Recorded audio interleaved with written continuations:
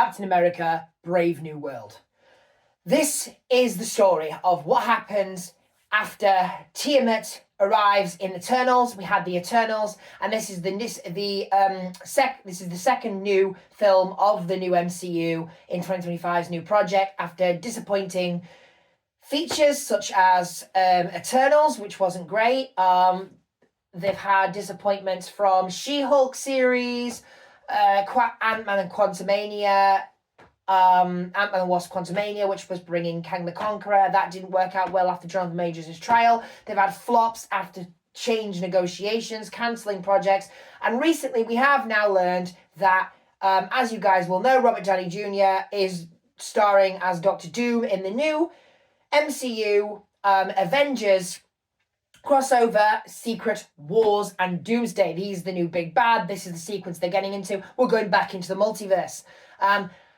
There has been a couple of successes, though. After previous Deadpool and Wolverine success, I was really excited and worried about this because I was thinking, oh, God, are we going to do this right? This follows on from Falcon the Winter Soldier. Captain America takes over. Sam Wilson takes the reins and the mantle of Captain America. He is now Captain America, no matter what those disrespectful people on social media say. He is Captain America now. He has proven himself. He has told the Congress and government that he is taking control of this situation. They have to do better. He made an incredible speech. Baron Zemo ended up arrested. U.S. agent got John Walker became basically U.S. agent, got himself a new uniform, was rejected by America, insulted after he killed somebody, as you guys know from the Falcon Winter Soldier. And we were introduced to Isaiah Bradley. Isaiah Bradley was the first Captain America that was imprisoned during the Vietnam War when he was tortured by and let down by his own country. Because as Isaiah Bradley says in an amazing speech, if you guys remember from Falcon Winter Soldier, they will never let a black man be Captain America. And when I tried, they destroyed me. They crippled me. But after Sam Wilson gave him his very own exhibit in the Captain America Museum, we are now aware of Isaiah Bradley. And he becomes a big deal because he's the first Captain America before Steve Rogers. So what this film is basically is it's what happened with Tiamat. We finally get an answer with Tiamat. The government know about Tiamat, and it means that Tiamat is now contained adamantium. Adamantium has now been introduced into the MCU. And the story is basically General Ross becomes the president of the United States. He wins the election and decides that he wants to work with Captain America to form a new world. And he wants to form, so him and the UN agree to do a world peace Celestial Conference. It's called the Celestial Peace Treaty. And basically, it's where the resources of the adamantium is shared to all different countries in the nations in the world. But during one of his speeches to try and get the United Nations countries to agree, Isaiah Bradley attacks the President of the United States and flees the scene. After he's been in prison, he can't remember what's happened. So Sam Wilson and his new assistant Joaquin Torres must join forces to find out what really happened. Now, a lot of this has been spoiled, and as you most know, we also get to see an appearance of the Red Hulk in this film, which all MCU fans were very excited for. It is actually very good.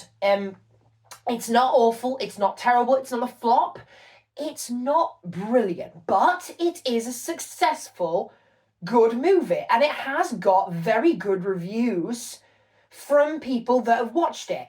So don't completely disregard it, actually, because it is actually a good, successful MCU film. It's not brilliant endgame success, but it actually is very good, which is absolutely brilliant. Anthony Mackie returns as Captain America. And that's who he is now. He's Captain America. And in this film, he is trying to defend his friend. Isaiah Bradley has been redeemed by America as a nation hero, and now he becomes a criminal and a convict and suspected attacker on the president of the new president of the United States. And you see him go through trials and tribulations of trying to see if he can trust the president. Can he trust the president? Is because Sam Wilson has disregards and debates and unsureness about leaders ever since the last leaders put them on a contract called the Sokovia Accords that said that they had to be restricted on what countries they saved. That's why he doesn't, in fact, fully trust the government. But he's starting to learn to trust Ross in this film. Until obviously this happens, and he has to work, he has to sort of go through trials and tribulations to basically try and convince that his friend is innocent and get to the bottom of what's really going on. And he's fantastic in this, and his chemistry with Joaquin Torres is brilliant. Do not ask me to name this character because it's a very complex actor. He's brand new. He came into the MCU in Falcon and the Winter Soldier, but he is absolutely fantastic. He is brilliant, and he's funny. He's like a sort of like young boy that's now a young guy that's basically taking the mantle of the Falcon. And he basically wants to prove himself, and he has this fantastic bounce chemistry comedy with Sam Wilson, with Anthony Mackie. Anthony Mackie goes on very well with him. He's a great success, and there's even more to him than you think when you go see this film. It is brilliant. Harrison Ford plays President Ross. Now, obviously, he took over after, unfortunately, William passed away, unfortunately, as we all know, and he sort of died. So they lost the real President Ross. They replaced him to basically play President Ross, and he does a great job of actually filling in the shoes. He's got the drama, he's got the and the sort of anger towards the role, the commandment, the leadership, trying to basically handle this situation, but there's a lot more than what you think. And this is basically a follow-on from not just Falcon Winter Soldier, but it is a follow-on for Incredible Hulk as well, but I can't say why because I don't want to spoil it. Those who haven't seen the trailer will probably won't know what's going on. Just go see it and you'll find out why. But his chemistry is fantastic. He really wants to prove himself as a leader. He's getting to a certain age now. He's getting older. He's trying to put the past behind him.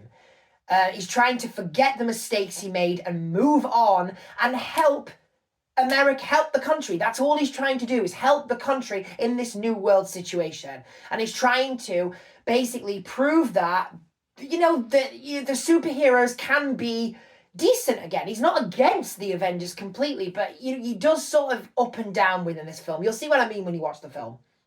And it is absolutely brilliant. He does such a great job, to be fair. And then you've got Gianno. I can never pronounce his name. Giancarlo Esposito, as we know from The Boys. He was famous for The Boys because he was the management of Vought. He comes into this as a very interesting villain. I cannot tell you who this is, but you'll be kind of excited as to know what he leads to. He is a mystery that I cannot reveal. Just go see the film, but he is very good. Welcome to the MCU. I'm so glad he's in this because he's a fantastic actor. He was incredible in The Boys. He was incredible. He is an amazing actor, and a lot of people love him. So I'm so glad he is now in the MCU. Whether we're going to see some more of him remains to be seen. But he does a great job of introducing a certain group in this film.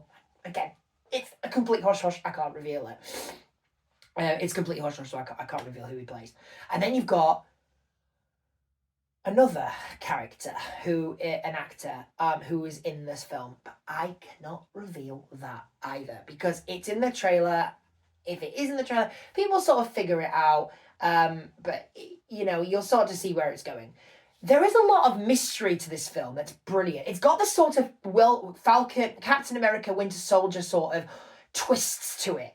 And there's the government stuff, the classified situations that moves into the script. The action is phenomenal. Can I say the CGI fights? Because we know it. We see it in the film. We know it's coming. The CGI fight between Captain America and Red Hulk. Why they fight, you'll have to find out why. But it is incredibly done. It's not rushed. It's not badly created. It works within the direction, and it is incredible. It is a high-flying, edge-of-your-seat moment that fans were like going nuts over when they first saw this.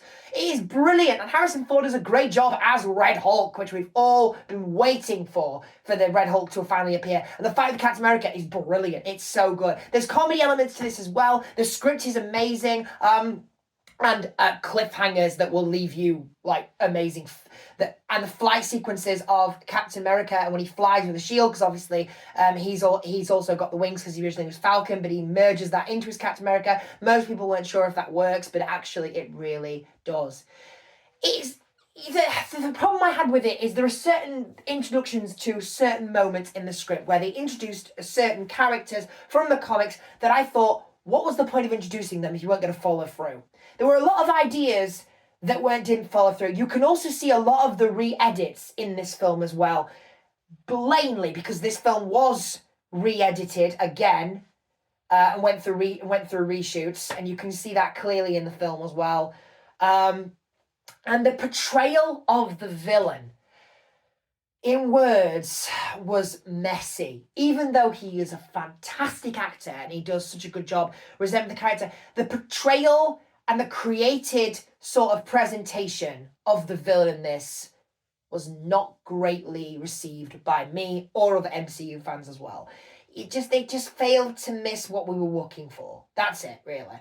But overall, it is a great, decent movie. I think people enjoy it. I've told my friend Ben to go watch it. It is actually very, very good. There is also a teaser at the end credit sequence that will lead you into the next what MCU is doing. However, again, that wasn't received as great as we thought it was going to be, because I was thinking, well, was that it?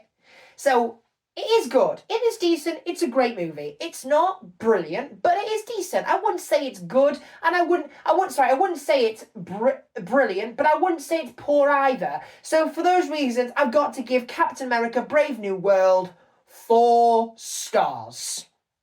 So Captain America: Brave New World. Have you seen this yet? Go see it. You might enjoy it. I enjoyed it. I'm an MCU fan, and I love MCU films, and this actually was not like a disappointing. This is actually, after Deadpool and Wolverine, a great receiver of MCU, and there's also been other projects as well, such as I'm watching Daredevil Born Again at the moment, and that is going really well with people. So we do feel that MCU is back on track. It's back. And if you agree, let me know. What did you think of Captain America: Brave New World?